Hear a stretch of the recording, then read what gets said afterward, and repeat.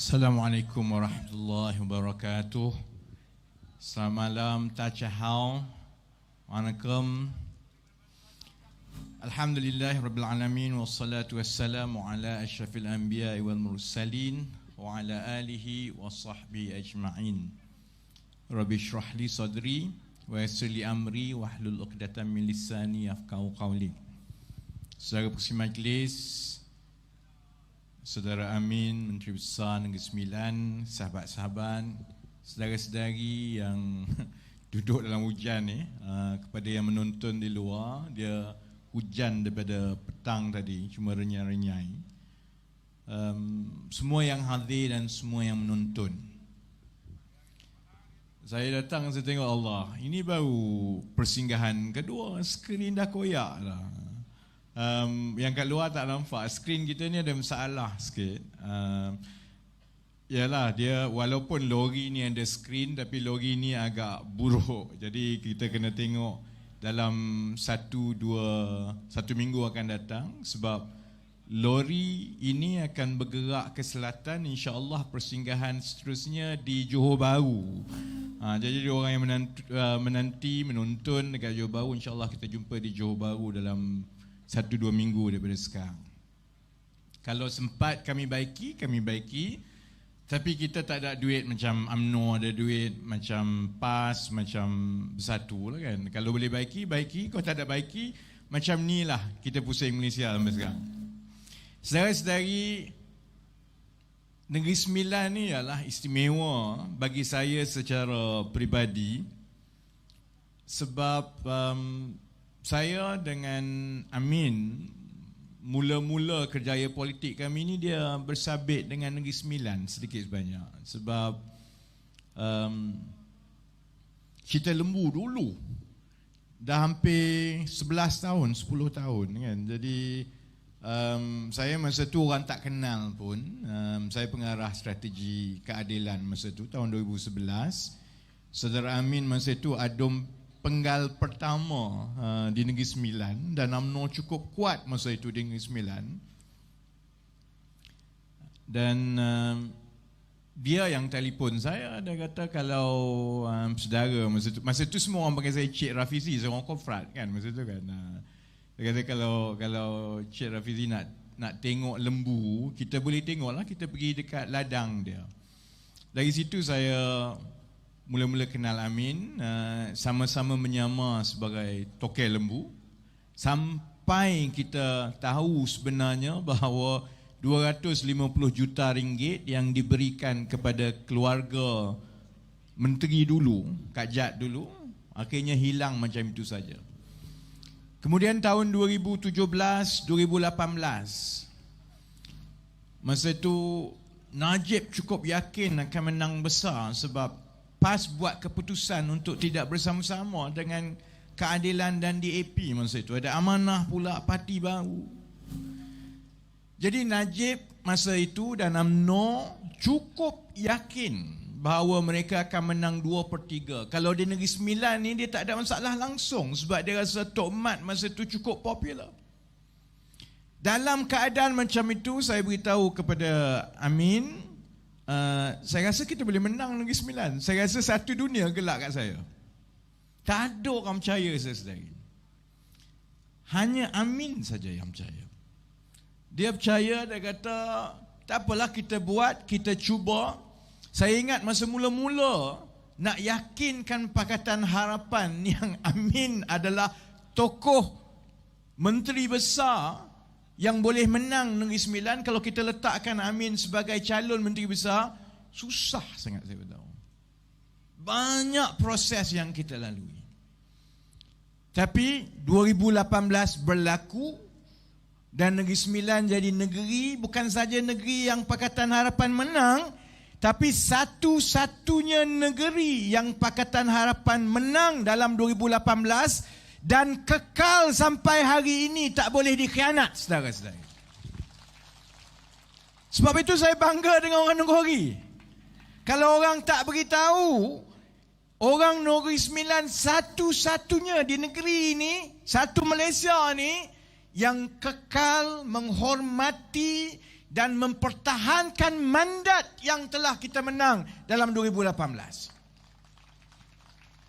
Awal-awal saya ingat dulu Amin jadi Menteri Besar. Kami jarang berhubung, sekali-sekala saja. Cuma saya daripada dulu memang ada klien yang bank ke, syarikat antarabangsa ke, dia nak tahu bagaimana penerimaan rakyat terhadap kerajaan baru. Jadi memang saya daripada 2018 sampai sekarang tiap-tiap bulan saya ada data nak tunjuk Perdana Menteri ni popular ke tidak, Menteri Besar ni popular ke tidak. Sebab pelabur-pelabur sekarang dia dah tahu dah rakyat Malaysia bukan macam zaman dulu. Dia akan tukar kerajaan. Jadi pelabur kena tahu kalau masuk pilihan raya kerajaan ni popular ke tidak, boleh jatuh dan sebagainya. Amin kata dia tua tadi. Kalau tengoklah. Gaya dia, kasut dia, seluar dia, baju dia lagi muda daripada saya lah. Satu benda yang jarang orang tahu. Kenapa Kerajaan Negeri Sembilan di bawah Pakatan Harapan dapat bertahan sampai sekarang? Bukan saja dapat bertahan, tapi kukuh dan tak ada dengar bising pun. Tak ada dengar apa pasal Negeri Sembilan. Seluruh Malaysia berkecamuk, orang tu jatuh, orang ni naik, Negeri Sembilan tak dengar apa. Sebab kalau ikut data tiap-tiap bulan, antara menteri besar yang paling popular di seluruh Malaysia ialah saudara Amin daripada Negeri Sembilan, saudara. Saya bagi contoh yang terbaru bulan lepas. Populariti. Bila populariti ni kita tanya, adakah anda berpuas hati dengan prestasi? Jadi kalau Perdana Menteri kita tanya, adakah anda berpuas hati dengan prestasi Datuk Seri Ismail Sabri sebagai Perdana Menteri? Kalau peringkat negeri kita tanya, adakah anda berpuas hati dengan prestasi Datuk Seri Aminuddin Harun sebagai Perdana Menteri? Ismail Sabri, saya kesian kat dia lah. Dia kena serang kiri kanan. Parti sendiri pun nak pecat macam-macam.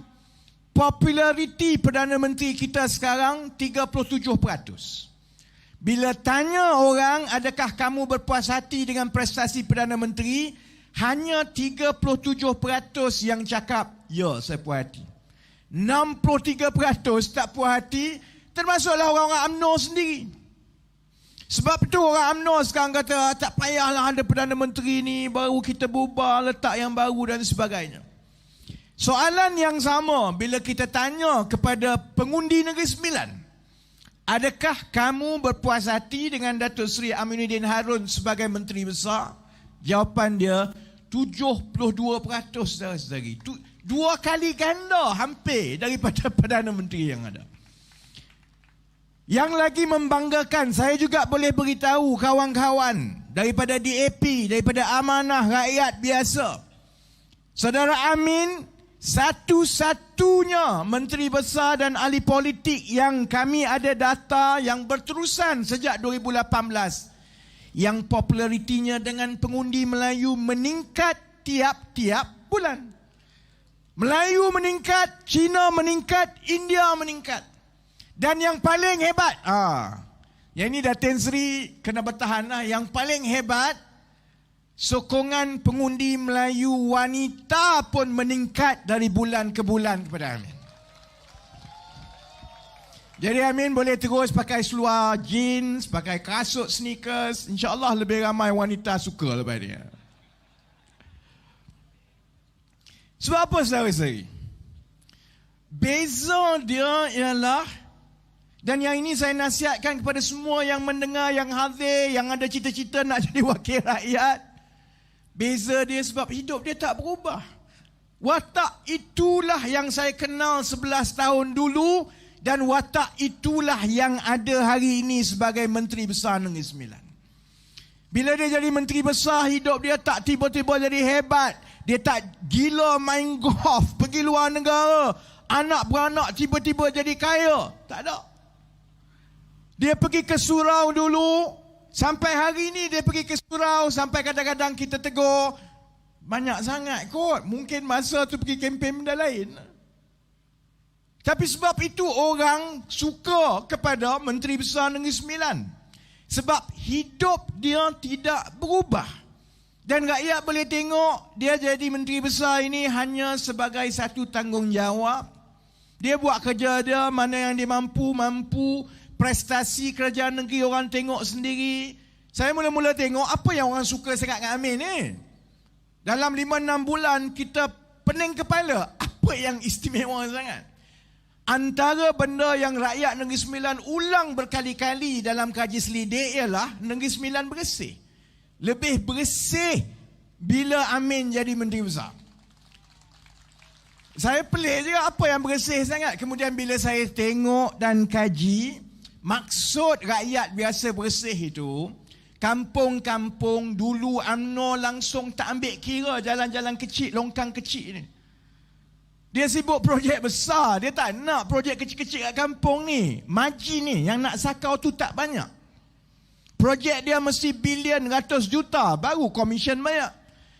Bawah Amin, banyak peruntukan untuk kampung-kampung supaya jalan-jalan itu diperbarui. Orang kampung bila kita tanya dia dalam kaji selidik, dia tak boleh sebut lah pasal jalan ke apa. Tapi dia sebut bersih. Maksud bersih itu wang dikembalikan dan infrastruktur jalan kampung, longkang kampung jauh lebih baik di Negeri Sembilan berbanding di tempat-tempat lain, saudara-saudara. Minggu lepas lah, bukan minggu lepas, apa semalam kita ada 3 gabungan parti politik utama di negara ini menjalankan konvensyen atau perjumpaan utama menjelang pilihan raya. Keadilan ada konvensyen pilihan raya keadilan. Kemudian Perikatan Nasional ada konvensyen pilihan raya Perikatan Nasional. Dan UMNO ada tali drama menangis-nangis. Fahamlah, kita diambang pilihan raya. Jadi semua parti kena susun dan bagi amanat dan arahan yang betul. Cuma kalau kita fikir pasal pilihan raya, yang hadir berdiri dalam hujan renyah-renyah ini, yang menonton di luar, saya memang pimpinan politik, tapi saya juga rakyat. Dan saya pernah jadi seperti adik-adik yang umur 20 tahun, awal 20 tahun. Ini masa dulu-dulu 98, masa saya buat keputusan, saya mesti ambil tahu tentang politik walaupun saya duduk kat London masa itu. Soalan yang sama kita kena tanya bila nak masuk pilihan raya. Sebenarnya kita sebagai rakyat ni, buat apa kita sibuk-sibuk pasal pilihan raya? Kita tak dapat apa pun. Orang politik mungkinlah dia, yalah, ada yang nak sakau, ada yang nak rasa hebat, ada orang nak rasa gaji. Kalau yang muda-muda yang ada jawatan yang baik, sama macam saya dulu, ada jawatan yang baik, gaji yang baik, tak payah fikir semua ni. Buat apa kita nak sibuk pasal pilihan raya? Sebab itu saya nak mula kepada yang dah biasa mengundi, kepada adik-adik yang mungkin kali pertama akan mengundi, kepada yang pernah merasa kesan undian anda sehingga Najib masuk ke penjara. Kita mengundi kerana itu amanah dan tanggungjawab kita. Amanah itu besar.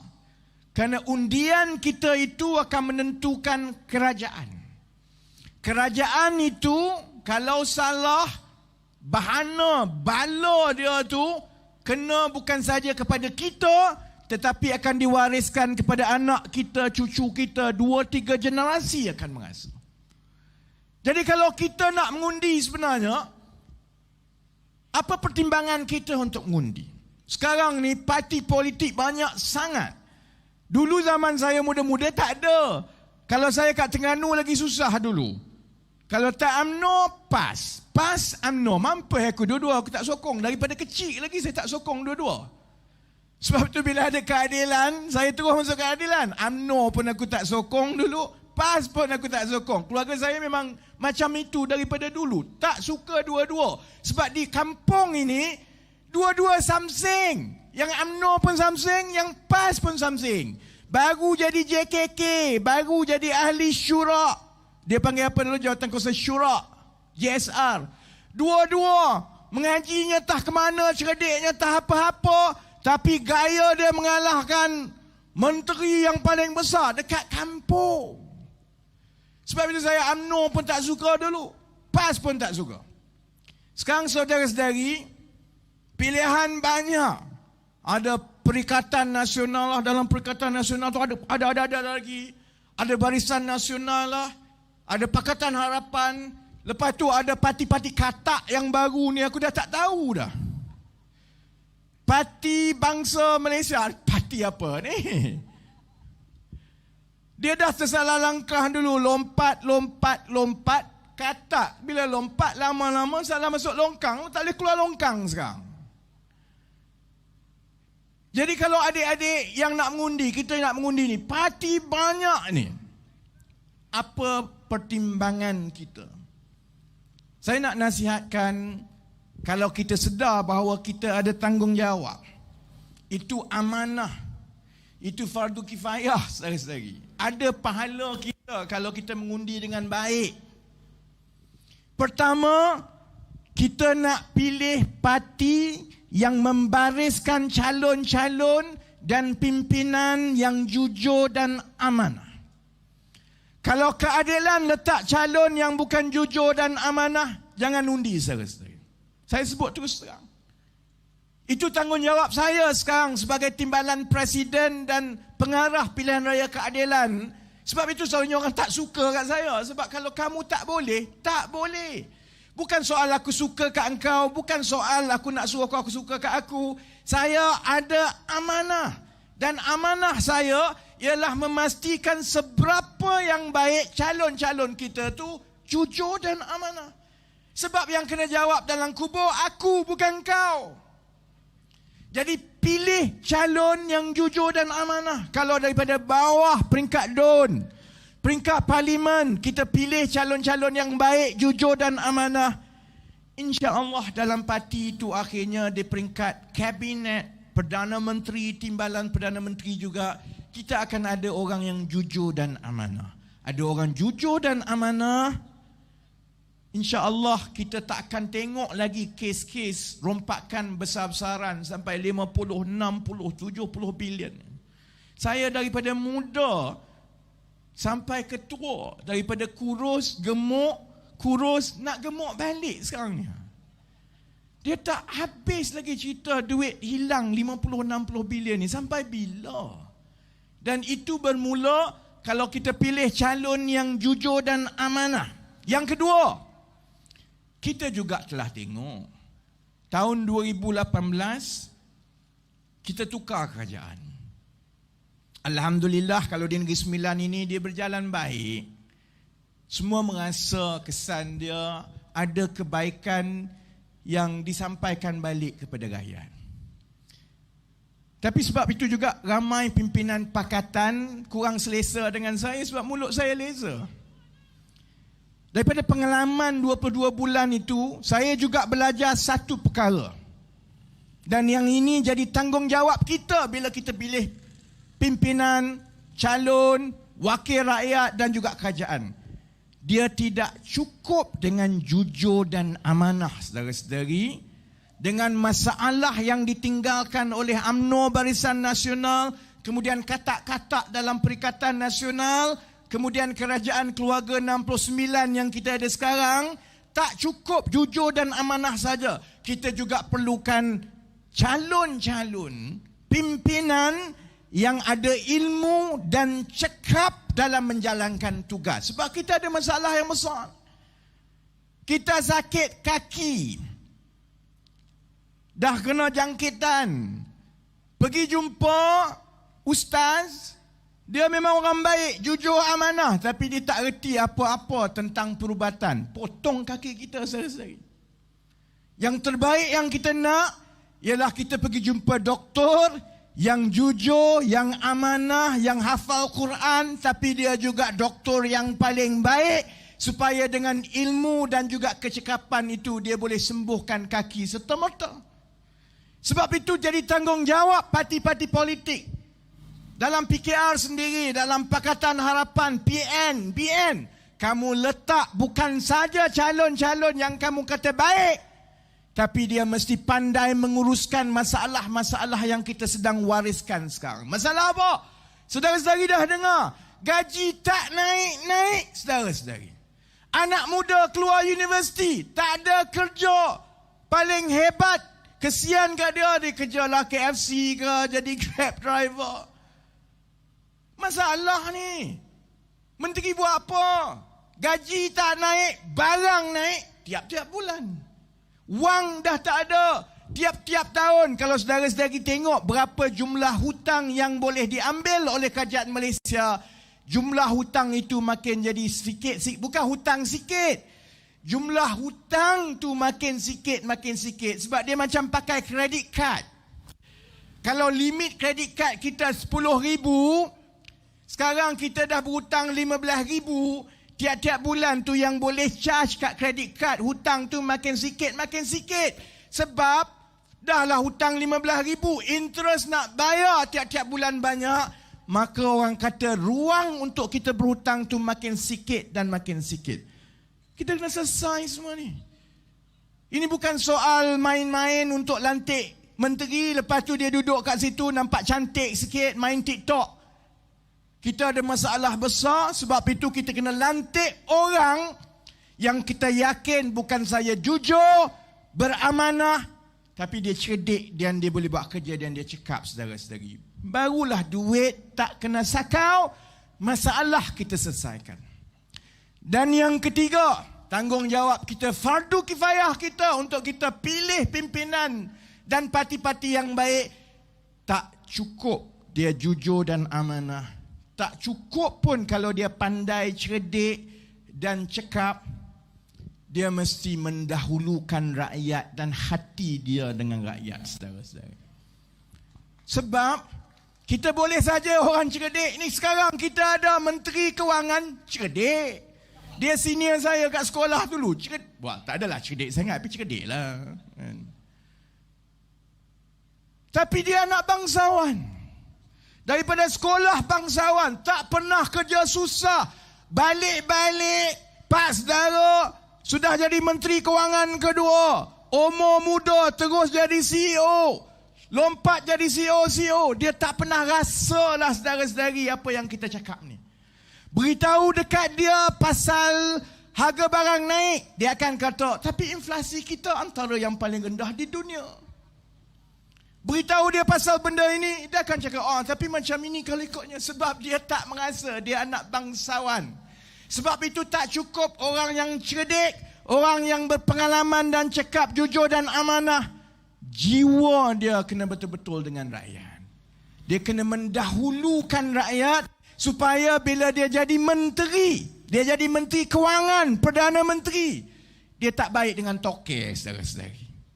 Sebab kalau orang tu cerdik dan berpengalaman macam mana pun, tapi dia sibuk dengan golongan toke, Malaysia maju kononnya, ekonomi meningkat 5-6% tiap-tiap tahun, tapi yang kaya toke-toke besar sekeliling mereka, gaji tak naik-naik. Sebab toke untung, gaji pekerja dia tak naikkan, saudara-saudari. Nak buat undang-undang untuk naikkan gaji pekerja, toke telefon, kawan, mana boleh. Kalau macam itu kita tak ada main golf dekat California lah macam tu. Sebab itu, saudara-saudari, 3 perkara ini cukup penting. Tugas saya sebagai orang politik bukan semata-mata untuk menang pilihan raya. Tugas saya ialah mencerdikkan rakyat. Kalau rakyat makin cerdik dan pilih calon yang saya sebut macam tadi, saya dah dapat pahala saya. Menang kalah tu belakang kira.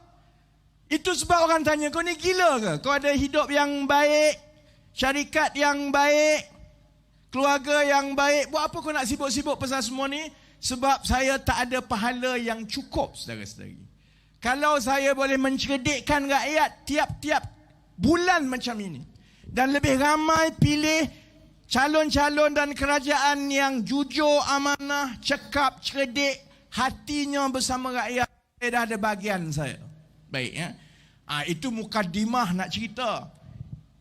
Itu bahagian pendidikan. Sekarang bahagian saya nak hantam. Saudara-saudari tengok semalam ada 3 parti Pakatan Harapan PKR buat konvensyen pilihan raya, Perikatan Nasional buat konvensyen pilihan raya dia, dan UMNO dia buat taklimat khas menangis untuk Najib. Kalau kita sebagai rakyat, kita masuk mengundi itu dengan niat untuk memilih kerajaan yang jujur dan amanah, yang cerdik, ada ilmu dan berpengetahuan dan cekap, yang hatinya dengan rakyat. Saya rasa saudara-saudari boleh bandingkan terus daripada 3 parti semalam. Keadilan cakap macam inilah, yang berucap di konvensyen keadilan selain daripada saya dan Datuk Seri Anwar Presiden, yang lain semua rakyat biasa. Kami bawa ibu tunggal yang tanam tebu, hidup susah sampai kena tanam tebu, supaya pimpinan keadilan yang nak jadi wakil rakyat ni kamu dengar sendiri. Ini masalah yang kamu kena selesai. Ibu tunggal umur 60 lebih, kena lockdown, tak ada kerja, suami dah meninggal, kena tanam tebu, mana nak fikir bayar wifi lagi, sebab anak nak kena belajar ni, mana nak cari tablet lagi. Itu masalah kita. Kita bawa orang kurang upaya, dia cerita susahnya dia sebagai kurang upaya. Kita bawa anak muda yang keluar universiti tapi keluarga ekonominya teruk, bapa kena stroke, tak dapat kerja, akhirnya jadi rider. Itu keadilan. UMNO macam mana? UMNO sekarang ini dia duk menangis rindu kepada Najib, saudara-saudari. Kau gila, orang nak masuk pilihan raya ni, masalah banyak, engkau duk rindu pada Najib. Tak cukup lagi ke? Kalau tengok yang itu pun kita tahu bahawa UMNO panggil, ratib, serang, kecam untuk bubar pilihan raya ni mudah je. Sebab dia tak pernah fikir pasal rakyat, saudara-saudari. Fikir diri dia je. Dia fikir Najib, Allah kesiannya lah Najib, dah 3 hari dalam penjara. Apa agaknya dia mana? Tak boleh main Facebook dia dalam penjara. Dia fikir Zaid tu dia menangis, saya tak tahu dia menangis sebab Najib ke dia menangis sebab dia. Kes dia pun nak sampai ni, dia fikir macam manalah aku nak duduk dalam penjara ni, Allah, siapalah nak bagi duit kat aku tiap-tiap bulan dalam bank macam sebelum ini. Rosmah menangis, tak tahulah dia menangis pasal Najib ke apa. Tapi kes dia pun keputusan minggu depan, menangislah juga. Saya pelik geng-geng UMNO ni, saudara-saudari. Rakyat marah, orang susah. Kamu fikir pasal diri kamu dan perut kamu saja. Tak cukup ke kamu 50, 60, setiap seorang tu Najib daripada umur 26 tahun makan gaji dengan rakyat. Daripada wakil rakyat, menteri besar, menteri kabinet, timbalan Perdana Menteri dan Perdana Menteri. Tak cukup lagi ke? Zahid daripada muda lagi jadi menteri. Jadi pengurusi BSN, jadi timbalan Perdana Menteri, jadi Menteri Pertahanan. Tak cukup lagi ke? Saya ingat saya dulu nak masuk pilihan raya umum yang lepas. Saya dah jatuh hukuman 2. 1 15 bulan, 1 3 tahun. Patut saya duduk dalam penjara 5 tahun kalau saya tak menang di mahkamah seterusnya. Saudara-saudari yang mengikuti saya dulu, ada saya menangis tak? Tak ada. Aku tak sedih langsung pun. Tak sedih, tak takut, tak menangis. Isteri saya sempoi, tak ada apa pun. Sebab kalau kita buat benda yang betul, kita yakin bahawa kita tak makan wang rakyat, tak ambil hak orang. Kalau dia nak hukum kita kerana saya bercakap benar dan dia tak suka yang saya cakap benar itu, kamu hukumlah. Sebab sudah tentu ada bahagian saya. Kalau saya kena masuk penjara 2-3 tahun sebab saya bercakap benar, biasalah. Kalau tidak, jangan masuk politik. Adalah hikmah dia. Saya langsung tak takut saudara-saudari. Sebab tu saya tengok UMNO sekarang ni, saya lawak betul. Dulu kamu tekan orang, dakwa orang, ugut orang, fitnah orang. Sekarang bila kamu kena tangkap, kamu makan duit, wang masuk dalam bank, kamu menangis sekarang. Sebab tu saya kata, UMNO kalau tengok ni saudara-saudari tahu terus. Tak ada niat dia nak membantu rakyat. Perbincangan dia tiap-tiap kali mesyuarat sekarang ni bukan soal harga barang, bukan soal gaji. Perbincangan dia apa dia? Nak pecat ke tidak Perdana Menteri ni? Kita nak bubar ke tidak ni? Kita nak tukar peguam negara ke tidak ni? Kita nak ugut bunuh orang itu orang ni ke tidak ni? Ada kena-mengena dengan rakyat ke saudara-saudari? Sedangkan hari ini harga roti naik lagi. Siapa yang saya baru sebut minggu lepas pasal harga. Tanya dia, apa kena mengena harga roti dengan aku? Marah kepada syarikat roti lah. Ada bahagian UMNO yang bila harga barang mudah yang macam roti ni naik. Saya tahu sebab apa harga roti naik.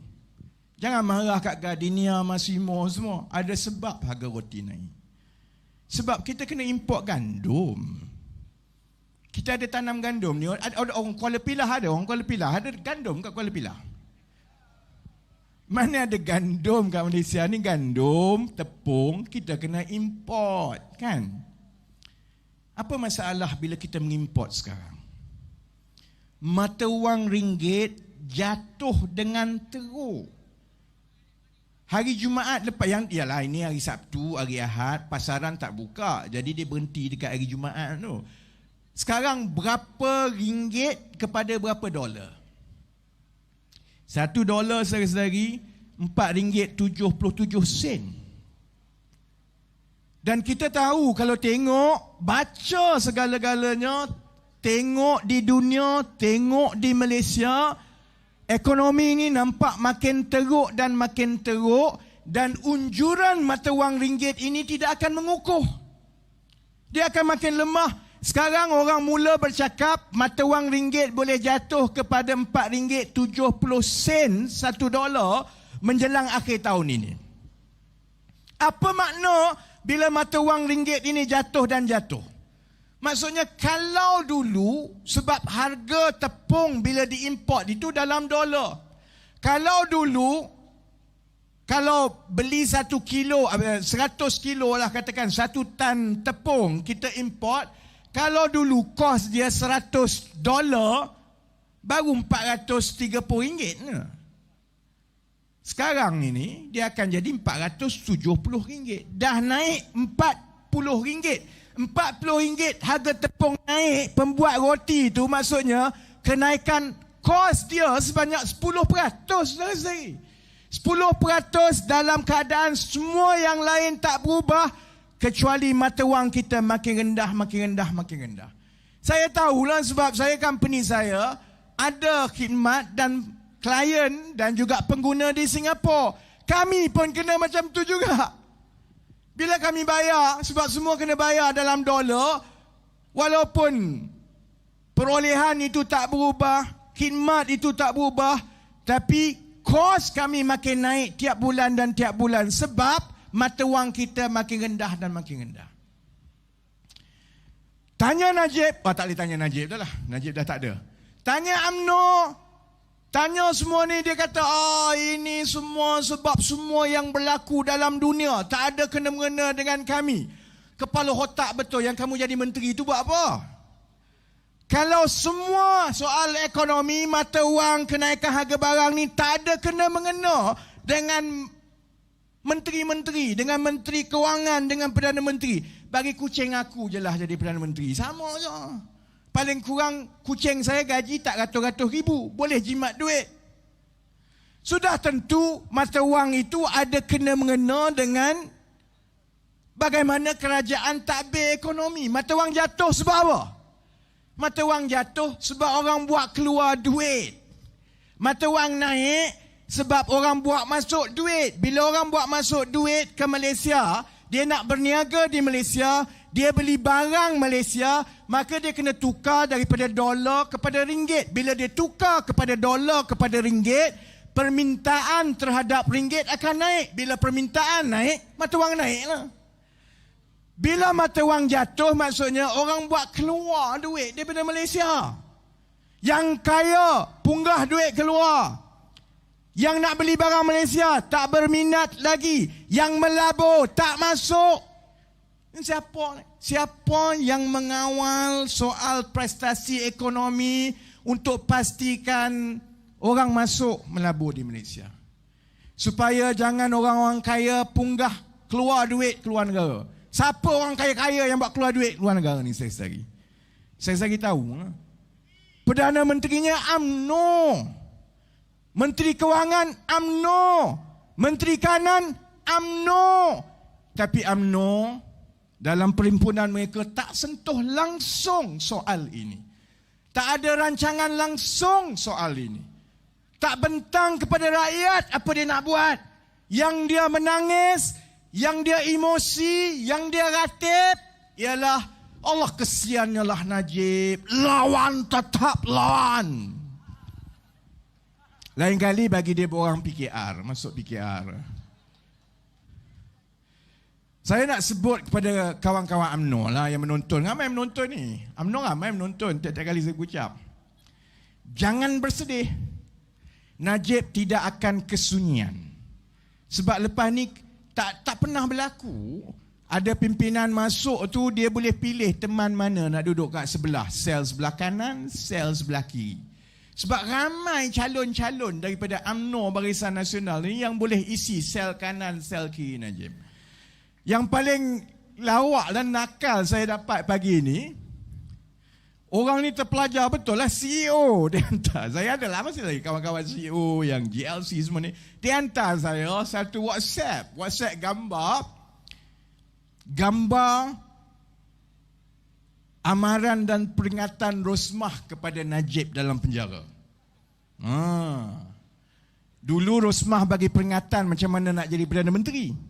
Sekarang Rosmah bagi peringatan duduk penjara, macam mana nak duduk penjara Najib.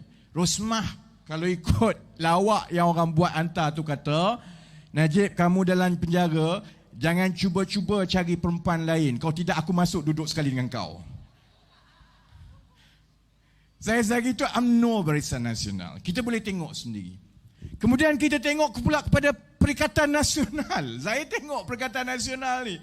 Lawak pun ada, sedih pun ada. Watak-watak dalam Perikatan Nasional ini ialah watak-watak yang mengkhianati mandat rakyat. Dia jadi menteri, jadi wakil rakyat, ada kedudukan atas gelombang yang rakyat bawa tahun 2018. Tapi dia tak sabar. Dia nak jadi menteri kanan, dia nak jadi Perdana Menteri. Kat luar tu dia nak masuk, nak merasa juga jadi menteri. Maka dia jugalah yang ratib sebelum ini Kerajaan Pakatan Harapan ni anti Melayu. Yang ini dikawal oleh China, DAP. Dia jugalah. Yang PAS tu, kalau dulu ada sikit dah, Padang Mebok tu dah penuh dah. Angkut semua pakcik-pakcik tua 70-80 tahun. Bubuh dekat situ semata-mata nak jadi kerajaan, saudara-saudari. Konon nak selamatkan negara ini daripada orang Melayu kena pijak. Cukup, saya ingat kita dah cukup dah dengan UMNO sebiji. Ada lagi sebiji macam ini. Yang khianat, yang lompat, yang huru-harakan keadaan. Ini yang dalam Perikatan Nasional ni bekerjasama dengan geng-geng UMNO dulu. Sekarang dia kata apa? Dia kata kita ni tak tentu strategi nak masuk pilihan raya. Jadi kita kena fikir ni, kita tak boleh nak masuk pilihan raya bersorangan. Saya serulah supaya kita runding balik dengan Pakatan Harapan. Marilah kita bersama-sama balik. Celaka betul lah. Pakatan Harapan ni ada Cina, kau tahu ke tidak?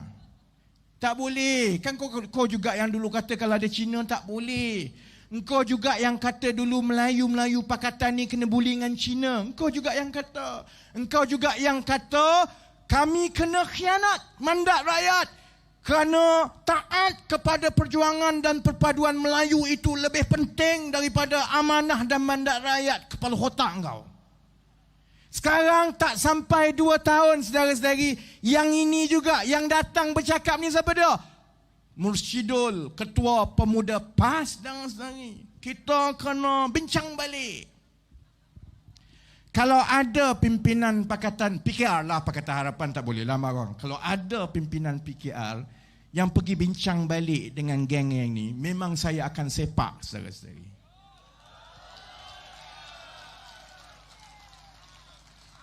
Cukuplah kita kena sekali. Cukuplah. Saya bukan soal kena khianat, dia dapat jawatan. Aku tak peduli pun. Soalnya, kalau saya berada di tempat saudara-saudari sebagai rakyat, saya kata kamu semua ni memang malaun sama je. Kamu sampai tak boleh membezakan yang kamu berbohong dan menipu rakyat. Hari tu kata macam ini, hari ini kamu bergaduh, esok kamu maki hamun, lusa kamu keluar fatwa, lepas itu kamu peluk, kamu cium, kamu ingat, kami lupa apa yang berlaku. Tak boleh saudara-saudari. Saya nak beritahu Bersatu, PAS dan parti-parti yang dalam Perikatan Nasional tu lah. Pandai-pandai engkau lah. Dah kamu rasa hebat sangat, pandai-pandai engkau. Berani kamu khianat dulu, berani kamu jumpa balik kami untuk lawan dan dapat mandat baru daripada rakyat, saudara-saudari. Saudara Amin, kalau di Negeri Sembilan, geng-geng ini tak jumpa, tolong sepak awal-awal. Jadi sebab itu saudara-saudari, saya minta, memang betul, UMNO, PAS, Bersatu akan main sentimen. Yang ini Melayu, yang ini itu, yang itu, macam-macam lah dah. Saya nak sebut begini saja. Saya memang tak suka politik daripada dulu. Dan saudara-saudari tahu. Orang tanya sebab apa menang dulu kamu bersara. Saya dah buat kerja saya. Bagi saya, bahagian saya untuk pahala saya dah dapat. Cukuplah. Saya tak perlukan wang, tak perlukan jawatan, buat apa? Cuma yang saya kurang selesa dengan politik dulu pun, yang saya tak ada masalah pun, saya bersara balik, buka syarikat, jaga syarikat. Sebab satu benda saudara-saudari, banyak orang dalam politik ni, dia masuk politik untuk dia saja, untuk kuasa dia je, untuk perut dia. Semua berebut-rebut nak jadi menteri, sampai sanggup hari ni maki, caci, esok cium semua ni. Benda ni tak berlaku kat kejiranan kita. Kalau kita duduk rumah kat Sikamat ni, kau gila tiap-tiap hari jiran 2 ekor ni bergaduh, esok dia pergi bercium, lusa dia bergaduh balik. Mana ada? Kalau dah marah tu sebab ada benda yang khusus kita marahlah. Ada prinsip dan garis yang kita tak boleh nak langkah. Orang politik tak macam itu. Hari ni dia maki, esok dia caci, lusa dia boleh jadi kawan baik. Dulu dia kafir, hari ini jadi fardu kifayah untuk sokong. Tak apa-apa. Sebab apa? Sebab semuanya pasal jawatan. Sebab bila dia dapat jawatan, dia jumpa lubuk emas, jadi menteri, boleh buat projek. Boleh buat projek, dia buat apa? Boleh kira komisen. Sebab itu kita berada dalam masalah yang ada sekarang ni, cerita kapal perang ni. Cerita kapal perang ni mudah sebab ini melibatkan Kementerian Pertahanan. Kementerian Pertahanan melibatkan pertahanan negara. Bila pertahanan negara takkan nak buka tender terbuka. Dia bukan macam tender cuci potong rumput tepi jalan. Dia tak boleh. Sebab kalau kita kata kami nak bina peluru berpandu sekian untuk tembak sekian, sila hantar tender kamu kat satu dunia. Mampuilah kau, mana boleh. Jadi memang perolehan dan proses tender yang bersabit dengan Kementerian Pertahanan dan Pertahanan Negara, dia memang sulit. Masalahnya, bila perkara ini sulit, dia jadi lubuk dan alasan kepada menteri-menteri yang tak amanah, yang fikir pasal diri dia sendiri, untuk dia senyap-senyap, push untuk projek, buat yang ini, buat yang itu, kemudian dia tengok bahagian mana aku boleh masuk. Sama macam kapal LCS ni, Datuk Daniel dekat depan, dia dulu Admiral Laksmana, boleh tanya dia. Tentera laut, tentera darat, tentera udara, dia sama macam kita. Dia akan ada perancangan 10-15 tahun akan datang untuk blueprint pertahanan kita. Maka dalam 5 tahun akan datang, kapal ini yang kita bina tahun 70-an dah tak boleh pakai sebab orang sekarang pakai kapal macam ini. Yalah, macam kita bawa kereta lah, orang dah bawa kereta zaman ini, kamu bawa kereta zaman 70-an, lepas tu ajak berlumba. Mampuslah. Jadi memang perkara ini perkara biasa.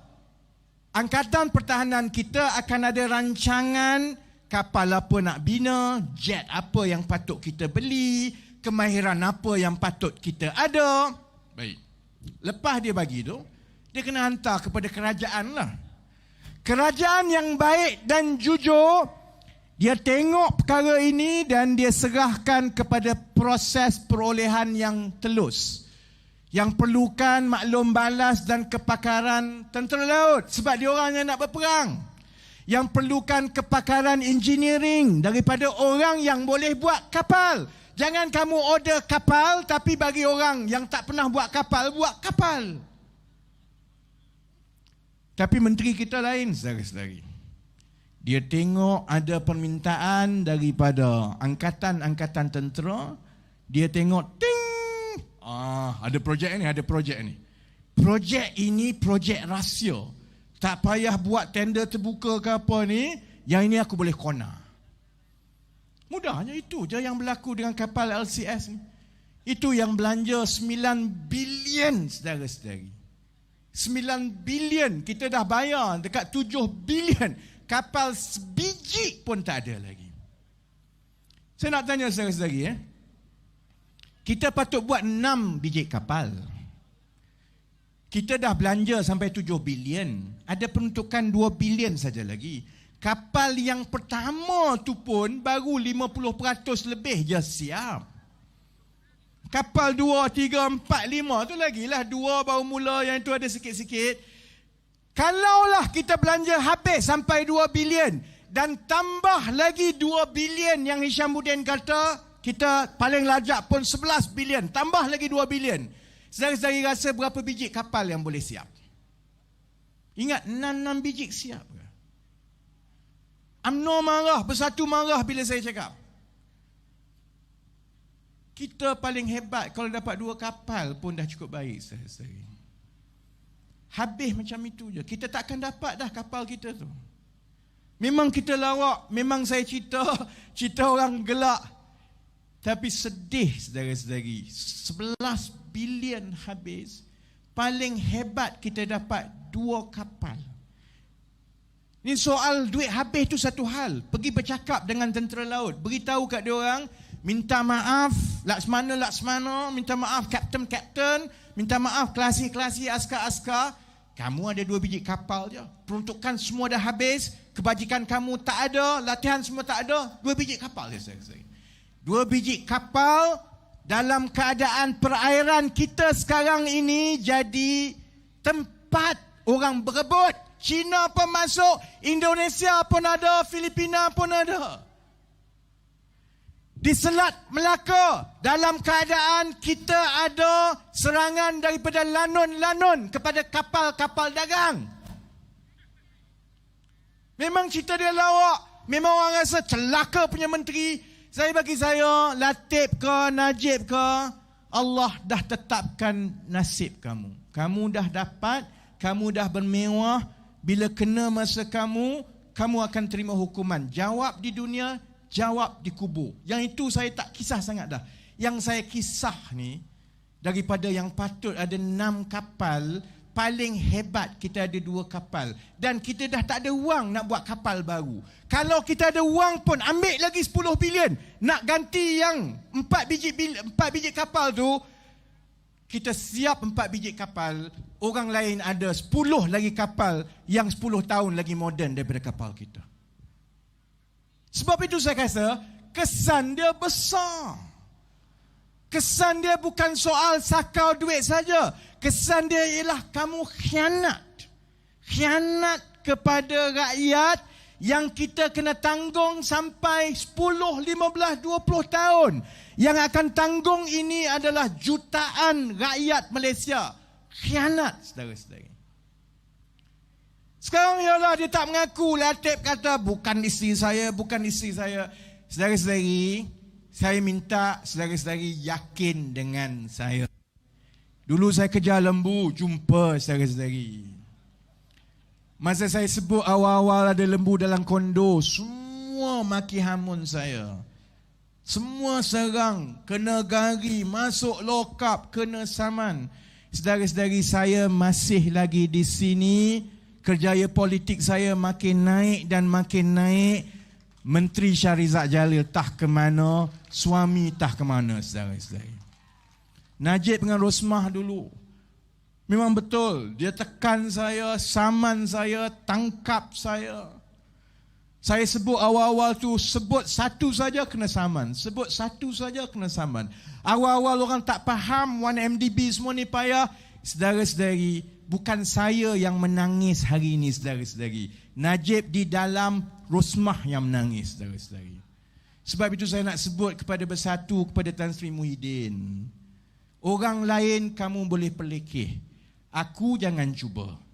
Cari pasal, saudara-saudari. Latif boleh nafikan apa yang dia nak nafikan. Dia boleh cakap, ini bukan isteri saya lah, itu. Saya tahu cerita sebenarnya. Bila saya buka mulut, berbanding dengan orang lain tidak berhadapan dengan risiko tangkap dan saman. Saya memang tak kisah masuk lokap, tapi kesian dekat anak bini. Takkan aku nak masuk lokap lagi umur macam ni. Jadi saya memang berhati-hati, saya semak semua. Saya tahu cerita sebenarnya dan kebenaran itu akan keluar satu demi satu. Latif sampai sekarang tak nafikan bahawa syarikat-syarikat yang saya sebut itu betul. Dia tak nafikan bahawa satu syarikat nama Mega P Asia Senderan Berhad, syarikat yang milik dia dengan Zainab ini adalah kontraktor pertahanan, dapat macam-macam projek. Dia tak nafikan. Dia tak nafikan bahawa Alize ini berkaitan dengan dia dan dapat ratus juta kontrak daripada kerajaan. Dia tak nafikan bahawa yang syarikat yang saya sebut itu dapat kontrak untuk supply spare parts. Dia supply putik kapas. Dia tak nafi, satu pun dia tak nafi. Saya tunggu dia saman, dia tak saman. Kalau ikut hati aku saman dia. Tapi kena tanya peguam lah. Sebab peguam saya kata kau ni dah gila. Biarlah orang saman. Tapi saya akan tunggu silap-silap hari. Kalau dia tak saman, saya saman dia. Supaya dia pergi ke mahkamah. Dan bila kita pergi ke mahkamah, kita boleh ambil jalan undang-undang untuk kita dapatkan dokumen-dokumen yang kita boleh tunjuk dekat mahkamah. Jadi cerita ni takkan habis. Jangan bimbang, cerita kapal LCS ni ada 1-2 bulan lagi. Tak habis. Banyak lagi benda-benda yang marah tu satu. Saya kesian. Saya kesian kepada kita sebagai rakyat Malaysia. Kita kerja macam orang gila tiap-tiap hari. Nak bayar bil macam orang gila. Nak simpan duit macam orang gila. Dia boleh sakau ratus juta macam itu saja. Berjoli sakan dekat Singapura dengan pesta arak dan sebagainya. Saya tahu, saudara-saudari. Sebab saya dah bercakap dengan seberapa banyak orang yang terlibat. Jadi jangan bimbang, benda ni akan keluar. Cuma saya nak sebut kepada Tan Sri Muhyiddin satu saja. Tan Sri kata Perikatan Nasional ada bersatu dengan PAS ini adalah kumpulan-kumpulan yang membenci rasuah, yang boleh melindungi Melayu, saudara-saudari. Sekarang bola tu di kaki Tan Sri sendiri. Tan Sri nak buat apa, Tan Sri? Kalau betul Tan Sri kata orang Melayu wajar untuk undi Perikatan Nasional sebab Perikatan Nasional ini lebih bersih daripada UMNO. Perikatan Nasional ini menjaga Melayu kononnya lebih baik daripada Pakatan Harapan, bersih daripada UMNO. Apa kamu nak buat dengan Latif Ahmad ni?